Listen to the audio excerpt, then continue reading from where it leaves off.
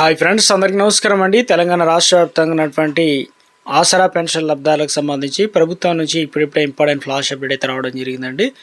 So ఇప్పటి నుంచి ఎదురు చూస్తున్నటువంటి ఆసరా పెన్షన్ లబ్ధాలకు సంబంధించి కొత్త పెన్షన్లు ఎప్పటి నుంచి ఇవ్వబోతున్నారు, అదేవిధంగా ఈ నెలలో కొన్ని కీలక మార్పులు అయితే ఉండబోతున్నాయి. ఎవరెవరి పెన్షన్లు తొలగించబోతున్నారు, పెరిగిన పెన్షన్లు ఎప్పటి నుంచి ఇవ్వనున్నారు, ఇందుకు సంబంధించి ఒక లేటెస్ట్ అప్డేట్స్ అయితే ఇవ్వడం జరిగింది. సీఎం రేవంత్ రెడ్డి ప్రభుత్వ పథకాలకు సంబంధించి సంచలన నిర్ణయం తీసుకోవడం అయితే జరిగిందనమాట. ఈరోజు తేదీ చూసుకున్నట్లయితే మార్చి 4వ తారీఖు 2026 అండి. అయితే టాప్ 5 ముఖ్య అప్డేట్స్ కూడా రావడం అయితే జరిగిందనమాట. వీడియోను చివరి వరకు చూడండి, అర్థమవుతుంది. మొదటిసారిగా ఛానల్ చూస్తున్నట్లయితే వీడియో కింద నల్ల కలర్ సబ్స్క్రైబ్ బటన్ అయితే ఉంటుంది, దానిపైన నొక్కండి, సబ్స్క్రైబ్ అవుతారు.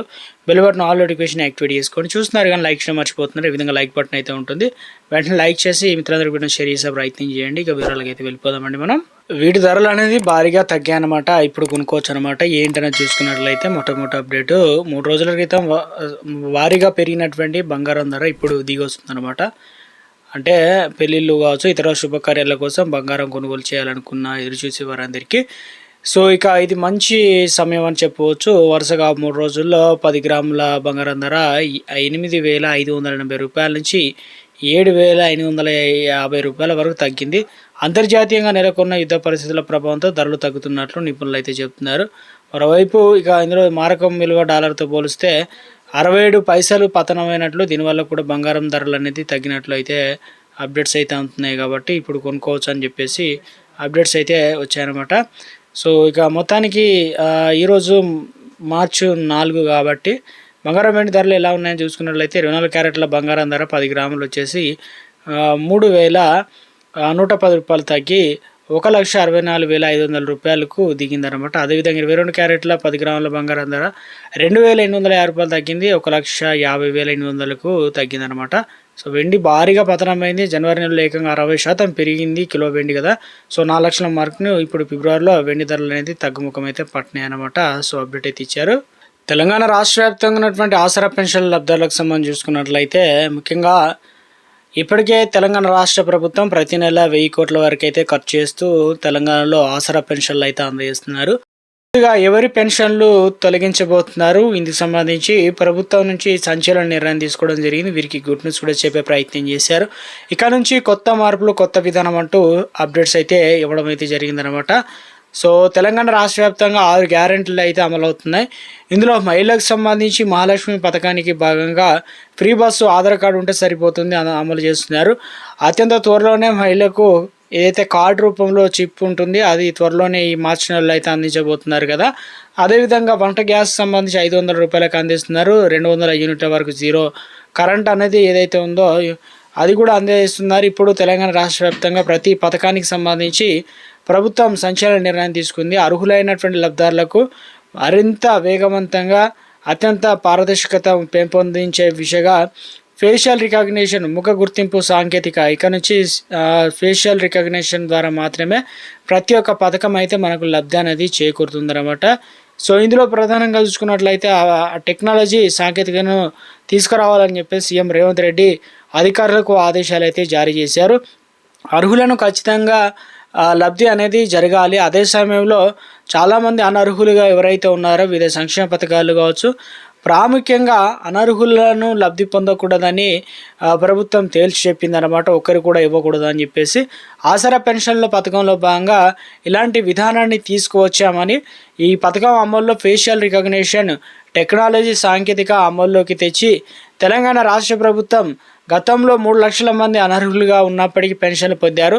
సో అటువంటి వారందరినీ ఏరివేత స్టార్ట్ అయింది. ఇప్పటి వరకు 3 లక్షల మంది పేర్లను అనేది తొలగించినట్లు అధికారికంగా డీటెయిల్స్ అన్నీ కూడా వెల్లడించడం జరిగిందనమాట. ఆన్లైన్లో కూడా మీ పెన్షన్ తొలగించాం లేదంటే డిలీట్ చేస్తాం, సో ఎందుకు తొలగించే కారణాలు కూడా చూపెడుతున్నారు, ఒకసారి చెక్ చేసుకోండి.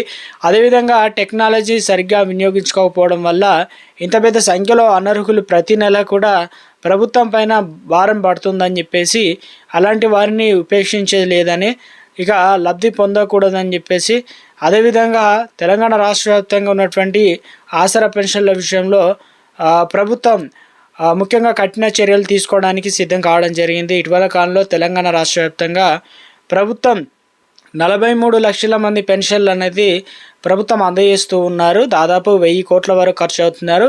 అదేవిధంగా ప్రభుత్వం అధికారంలోకి వచ్చి 2.5 ఏండ్లు గడుస్తున్నా కూడా మనకు పెన్షన్ల పెంపు ఎక్కడ కూడా లేదు. ప్రతి నెలకు ఏడా ఇస్తారనుకున్నాం కానీ దాటవేసే ప్రక్రియ అయితే జరిగింది కదా. తాజాగా వచ్చేసి ఇప్పుడు తెలంగాణ రాష్ట్ర వ్యాప్తంగా ఈ నెలలోనే మనకు పెన్షన్లు పెంచి ఇవ్వడానికి ప్రభుత్వం అన్ని ఏర్పాట్లు అయితే చేస్తుంది.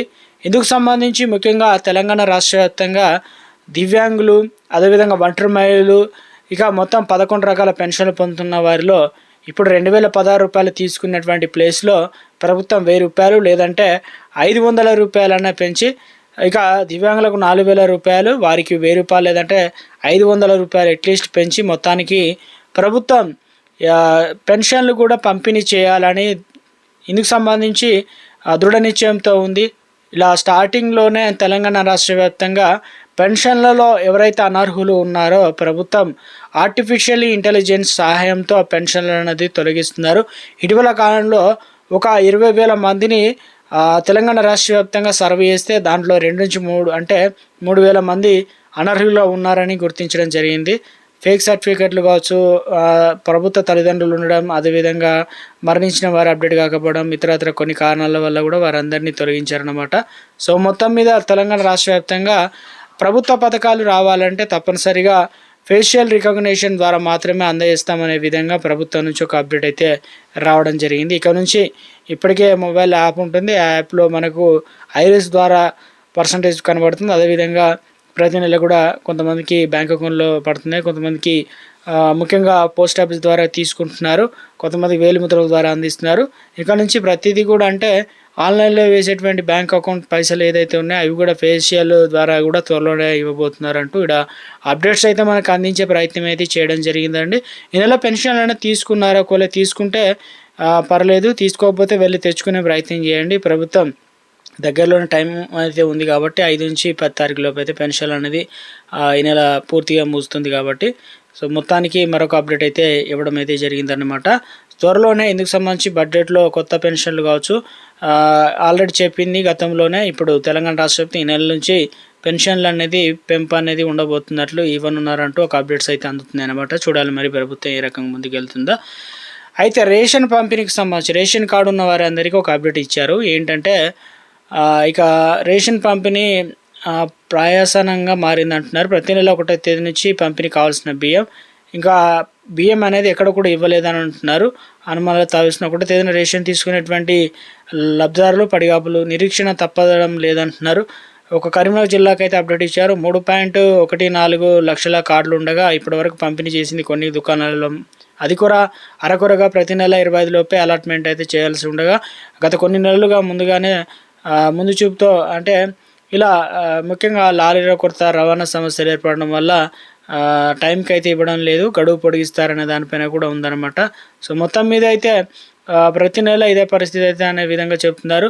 రేషన్ అనేది ప్రతి నెల దాదాపు 25 లోపు అలాట్మెంట్ పూర్తయి రావాల్సి ఉండగా 31 తేదీలోపు రేషన్ దుకాణాలు బియ్యం సరఫరా చేయాలి. కానీ అధికారులు సో నిర్లక్ష్యం వల్ల 1, 2వ తేదీలో ఇంకా అలాట్మెంట్ జరగలేదు. సో కొన్ని చోట్ల ఇస్తున్నారంటున్నారు, కొన్ని చోట్ల ఆయా జిల్లాల బట్టి అయితే అందించడం లేదు. ప్రతి నెల 1వ తారీఖు నుంచి 15వ తారీఖు వరకు రేషన్ పంపిణీ అనేది జరుగుతుందన్నమాట. కానీ ఇక్కడ లేట్ అవుతుందనే విధంగా చెప్తున్నారన్నమాట మొత్తానికైతే. సో మొత్తం మీద అయితే ఇది తెలంగాణ రాష్ట్ర వ్యాప్తంగా ఉన్నటువంటి రేషన్ కార్డు లబ్ధిదారులకు సంబంధించి ఒక చిన్న అప్డేట్స్ అయితే ఇచ్చే ప్రయత్నం చేయడం జరిగిందండి.